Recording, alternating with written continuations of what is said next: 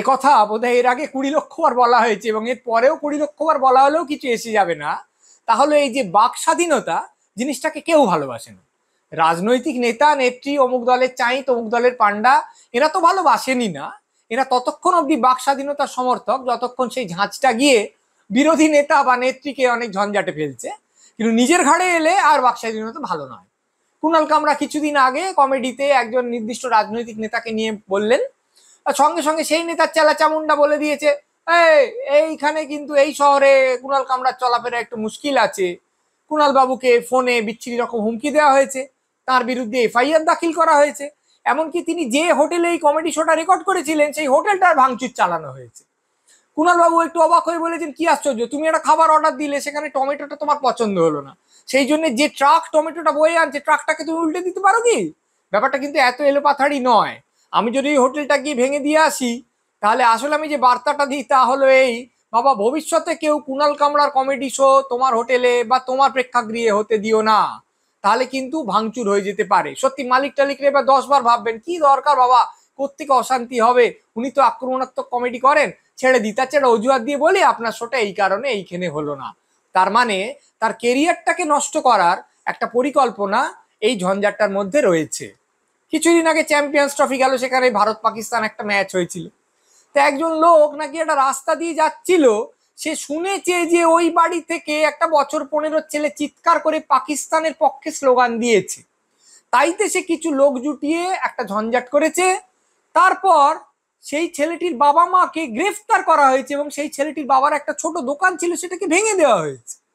কোথায় পুলিশ বলবে, আরে মশাই আপনি রাস্তা দিয়ে যাচ্ছিলেন, যান না। কোথায় কে কি চেঁচাচ্ছে সে আপনার জানার কি দরকার? তার কারণ দুটো দলের খেলা যদি হয়, একটা লোকের যে কোনো একটা দলকে সমর্থন করার পূর্ণ অধিকার আছে। একটা বছর 15 ছেলে পাকিস্তানকে সমর্থন করছে কি করছে না এই নিয়ে একটা অশান্তিকে প্রশাসন কেন প্রশ্রয় দেবে? প্রশ্রয় তো দিয়েছেই। মানে গন্ডগোলটা শুধু পাড়ায় সীমাবদ্ধ নেই, প্রশাসন এসে গ্রেফতার করছে, শাস্তি দিচ্ছে, দোকান ভাঙছে। তার একটা অজুহাত আছে, দোকানটা নাকি বেআইনি ভাবে তৈরি হয়েছিল। কিন্তু এত বড় একটা কাণ্ড আমি করব কেন? এবং তার পরের দিন ওইখানে একটা মোটরসাইকেল মিছিল বেরিয়েছে এই মর্মে যে ওই পরিবারটাকে এখান থেকে ঘাড়ে ধরে বের করে দিতে হবে। তার মানে একটা দেশ শুধুমাত্র কর্তৃপক্ষের দোষ দিয়ে লাভ নেই, শুধুমাত্র প্রশাসন রাজনৈতিক পান্ডা এদের দোষ দিয়ে লাভ নেই। একটা দেশ তার জনগণ এটা বিশ্বাস করে যে ভারত পাকিস্তানের খেলা হলে ভারতকে সমর্থন করা যেহেতু স্বাভাবিক বলে আমরা ধরে নিচ্ছি, সেহেতু উল্টো দিকের দলটাকে কেউ সমর্থন করতে পারবে না। মানে আমার পছন্দসই মতটাকেই শুধু আমি প্রকাশ করতে দেব, আমার অপছন্দের মত আমি প্রকাশ করতে দেব না। এটা সাধারণ মানুষ ভালোভাবে মনে করে। কিছুদিন আগে পর্যন্ত আমেরিকাকে ধরা হতো যে হ্যাঁ, মত প্রকাশের স্বাধীনতার উচ্চতম ধ্বজা যদি কোথাও ওড়ে তা এই দেশে। অনেক রাষ্ট্রপতি হয়েছেন, বহু রাষ্ট্রপতিকে আমরা মনে করেছি মোটে ভালো লোক নন, মোটে ভালো নেতা নন, কিন্তু তারা কখনো তাদের বিরোধী সমালোচকদের না এইখানে অমুক হবে তমুক শাস্তি হবে ওর নামে এই করা হবে এইরকম কখনো ভাবেননি, কখনো বলেননি। তারা মনে করেছেন আমি আমার মতো কাজ করব, কিন্তু তার সমালোচনা করার অধিকার সকলের আছে, আমাকে ব্যঙ্গ ও বিদ্রুপ করার অধিকার প্রত্যেকের আছে। কিন্তু এখন ব্যাপারটা ঘুরে যাচ্ছে। ধরা যাক দুটো দেশের মধ্যে ঝঞ্ঝাট হচ্ছে, তা আমেরিকা মনে করলো যে এই দুটো দেশ যুদ্ধ করছে তো আমি দেশটার পক্ষে। এবার কোনো বিশ্ববিদ্যালয়ের চত্বরে তার ক্যাম্পাসে হয়তো ছাত্র বা ছাত্রীরা এমন আন্দোলন করছেন যেখানে তারা বলছেন না দেশটা ভালো নয়, আমার সরকার সমর্থন করছে দেশকে তো, কিন্তু আমরা মনে করছি সমর্থন করা উচিত দেশকে। সঙ্গে সঙ্গে দেখা যাচ্ছে সেই ছাত্রছাত্রীদের বেছে বেছে যদি তারা বিদেশি হন তাহলে নিজের দেশে ফেরত পাঠানোর চেষ্টা হচ্ছে এবং সে বিশ্ববিদ্যালয়কে বলা হচ্ছে এই তুমি তোমার ক্যাম্পাসে খুব প্রতিবাদ হতে দিচ্ছ না, শোনো এবার থেকে এই অনুশাসন জারি হচ্ছে, তুমি কিন্তু এই মেনে চলবে। আর যদি সেই বিশ্ববিদ্যালয় কর্তৃপক্ষ বলেন না আমি মেনে চলতে পারবো না, আমরা কিন্তু মনে করি এইভাবেই জিনিসটা চলবে, অর্থাৎ সম্পূর্ণ রকমের মত প্রকাশের স্বাধীনতা আমার ক্যাম্পাসে থাকবে, যে কোনো রকম স্বর চলবে, আমরা সেটাকে দমন করব না, সেটা আমাদের আদর্শের বিরুদ্ধে। সঙ্গে সঙ্গে দেখা যাচ্ছে সেই বিশ্ববিদ্যালয়কে যে টাকা পয়সা দেওয়া হতো সেগুলোকে থামিয়ে দেওয়া হচ্ছে, ঠিক আছে চলো তুমি যখন এত স্বাধীন তুমি তোমার মতো চলো, আমার তরফ থেকে কোনো পয়সা কড়ি দেওয়া হবে না।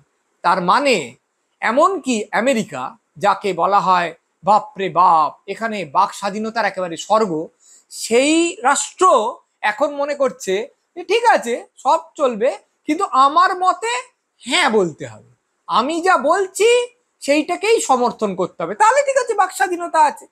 কিন্তু যদি তুমি আমার বিরুদ্ধে যাও, যদি তুমি আমাকে ব্যঙ্গ করো, যদি তুমি আমার সমস্ত নীতির সমালোচনা করো, বা অনেক রকম স্বর চলতে পারে এই রকম পরিসর গড়ে তুলতে চাও, তাহলে কিন্তু বাপু আমি ঝঞ্ঝাট করব, আমি নিগ্রহ, শাস্তি এই সব দিকে যাব।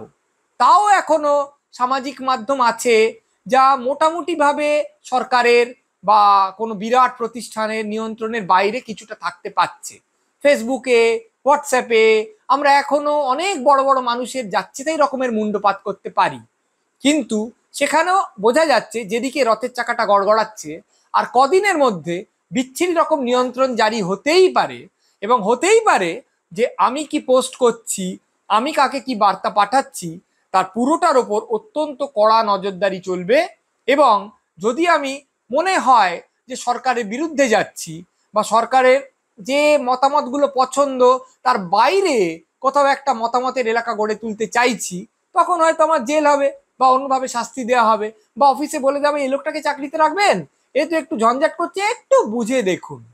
ফলে ক্ষমতা যেভাবে আস্তে আস্তে সারা পৃথিবী জুড়ে টুটি চিপে ধরছে, তাতে মনে হয় বাক স্বাধীনতা বলে যে জিনিসটা ছিল, যেটা তো পবিত্রতম জিনিস, কারণ মত প্রকাশের স্বাধীনতা আধুনিক মানুষের সবচেয়ে বড় অর্জন, সেইটা এখন খুব ঝামেলায় পড়ে যাবে।